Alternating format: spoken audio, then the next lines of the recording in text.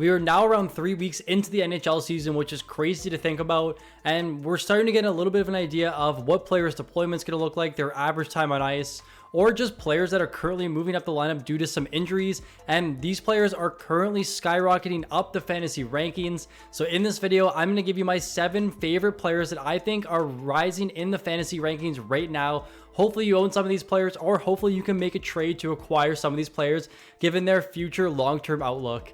My name's Mike, and let's jump into the video.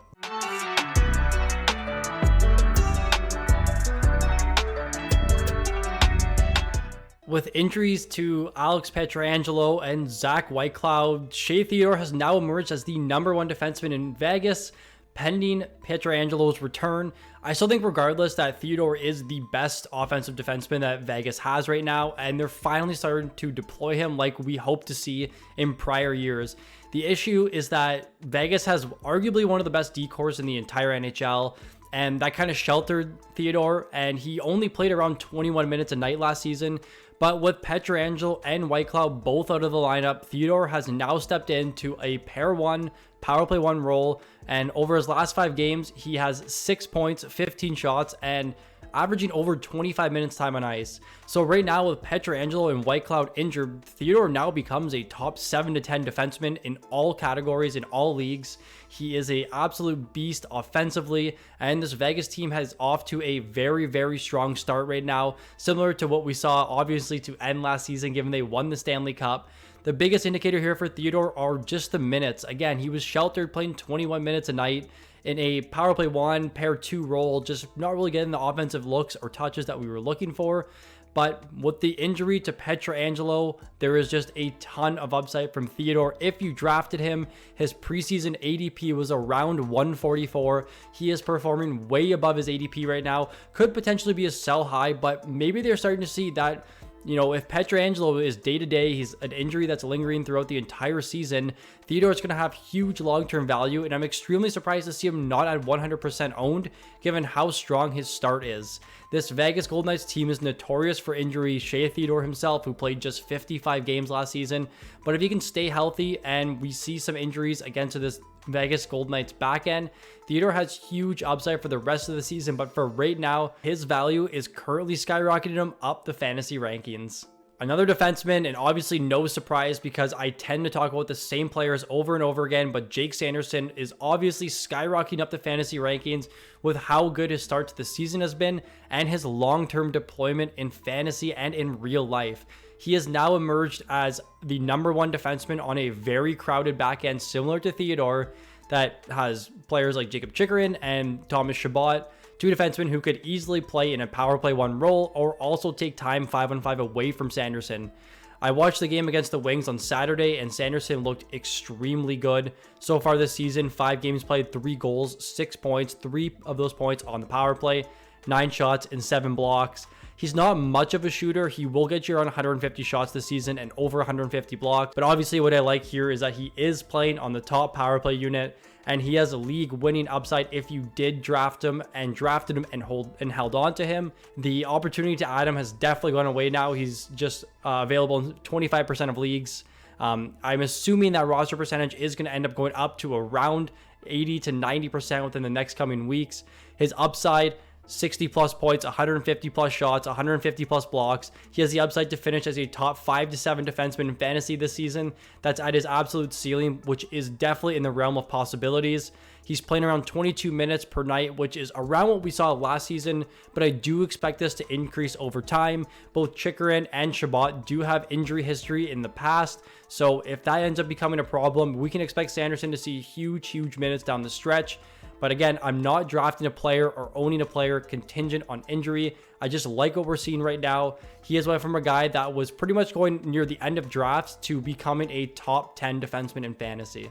I was just 1 year early on Seth Jarvis. If you go look last season in my must-own sleepers video, one of the most popular videos on FantasyPuck, he's the thumbnail. And I was really hoping for what we're seeing this year, last season, but we just didn't get that from Jarvis. He kind of had a sophomore slump, played more games last year, had less points than he did the season prior in less games.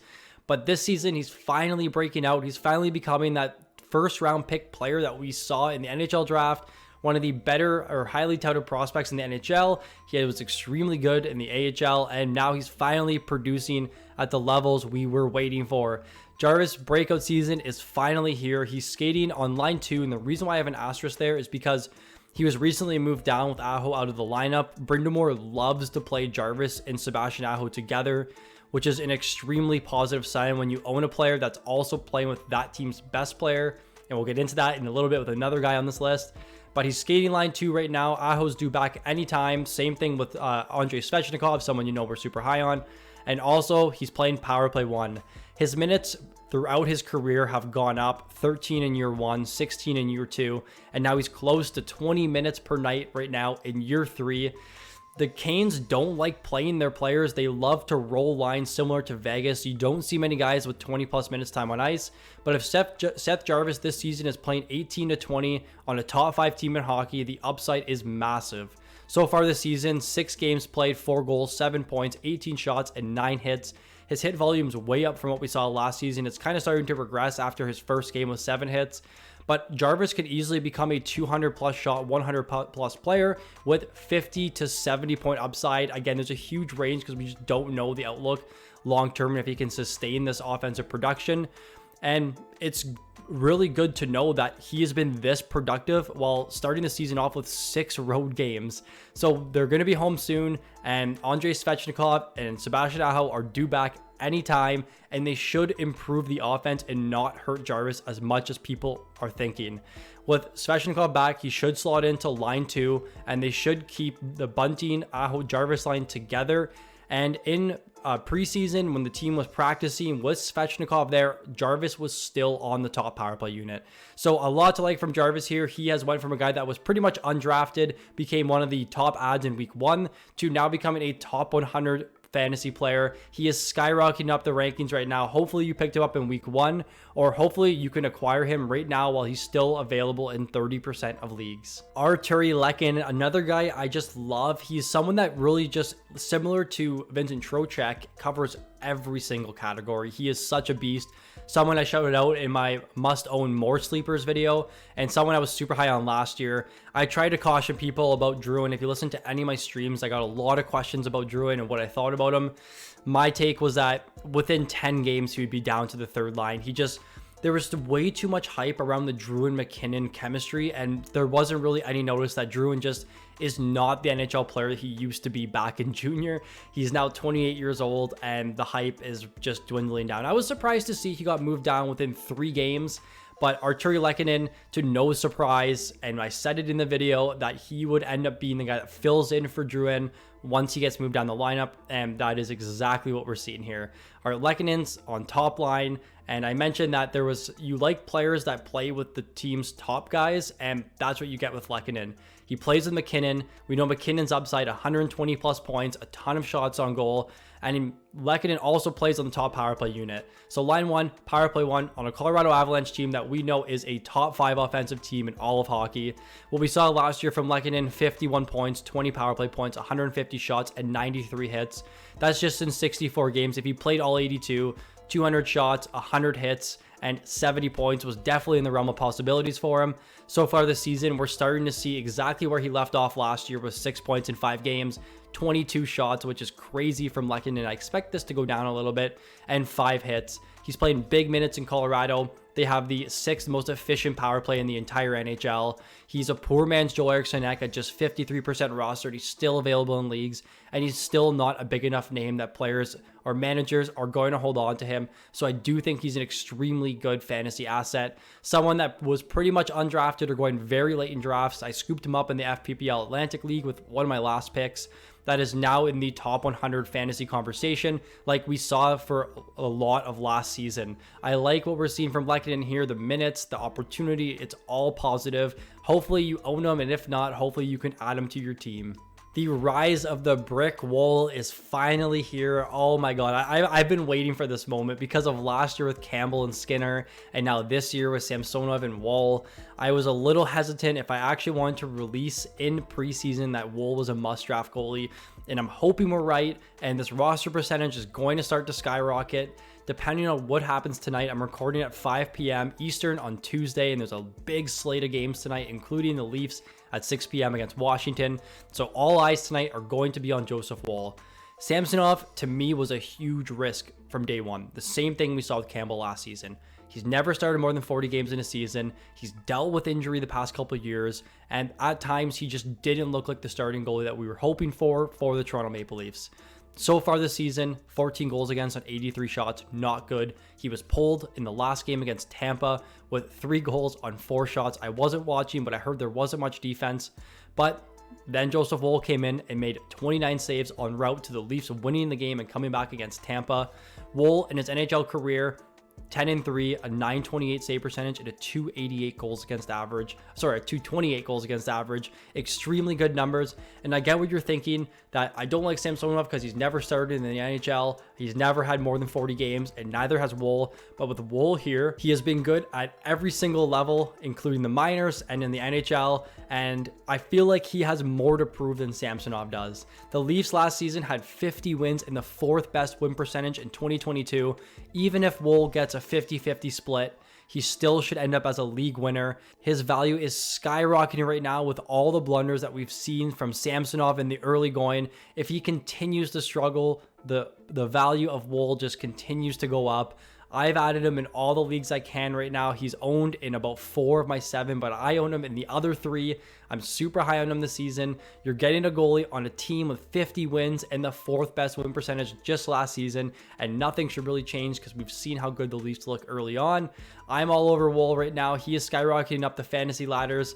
I'm happy to say that I am a proud owner of the brick wall. With recent news that Patrik Laine is now placed on IR after a really unfortunate hit from Rasmus Andersson, just a nonsense play in the NHL, Adam Fantilli gets a boost and his value is going up considerably after this. Now, we've only seen 1 game since Laine was placed on the IR. It says he's day-to-day, so we're not entirely sure how long he's going to be out. But a guy with this big of an injury history, we really can't say. But with Adam Fantilli, with the first game with Laine out, he has moved up into a top 6 role on that second line and played a season-high 17 minutes with Laine out of the lineup. He's not playing power play 1 right now. Ken Johnson's currently there. I can see him ended up falling down to power play 2, and Fantilli finally getting an opportunity on power play 1. Fantilli is one of the top prospects in the NHL right now, one of the best players to ever come out of the NCAA, went 3rd overall. So the upside's there. He just needs time to marinate in the NHL and get a little bit used to the physicality, the speed, and not being able to dominate like he used to in the NCAA, especially as an 18-year-old. The slow start for Fantilli is just a perfect time to roster him.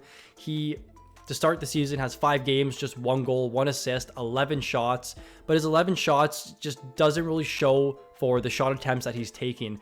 Currently in the league, he ranks 17th in shot attempts per 60, and his shot through percentage, which is a really odd stat that determines when you shoot a puck how often it gets to the net. Most forwards sit around 60%. For Fantilli right now, it's just at 36%, so at some point this is going to come back to normal. In that same game where Laine got injured, he had a backdoor pass, Fantilli, from Patrik Laine, and got absolutely robbed in an empty net from Jacob Markstrom.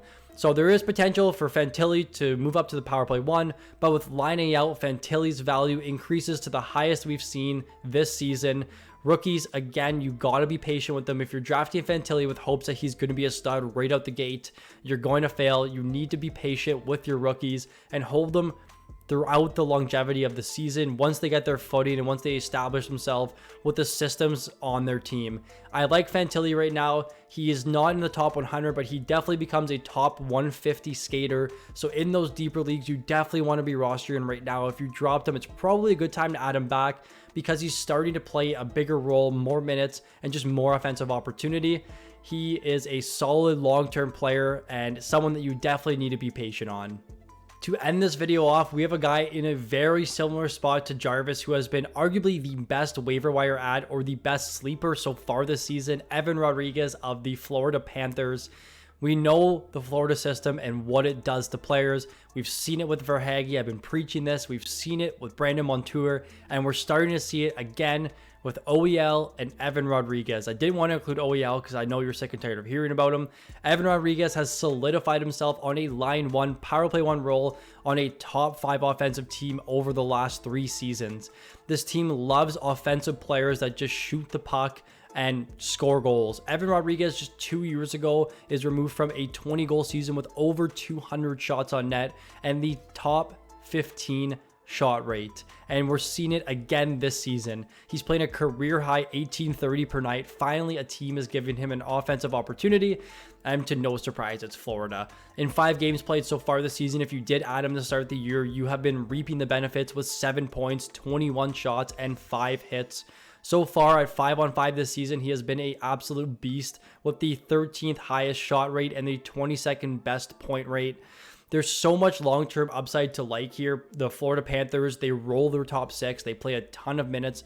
With Sam Bennett, his return is imminent, so I'm not entirely sure what we're going to see from Erod in terms of power play 1 opportunity, because Bennett was in that power play 1 role prior to Evan Rodrigues being there. So in the last couple games of playoffs, in the last 2-3 rounds, it was Sam Bennett.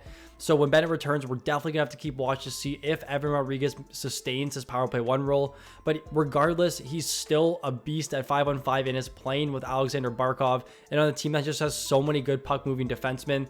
His long-term upside should only get better with the return of Montour, with the return of Ekblad, and their decor is just so many strong puck-moving defensemen that will get forwards the puck to shoot and to get those good offensive looks. So if you added Evan Rodrigues, if you drafted Evan Rodrigues, you have yourself a current top 75 forward in fantasy. The long-term upside here, I would say, is about top 100, a guy that just was going completely undrafted. And just 3 weeks ago, he was only about 8% rostered in the first video I made, and he's now up to 53%. Hopefully you got to him early. Hopefully you own him.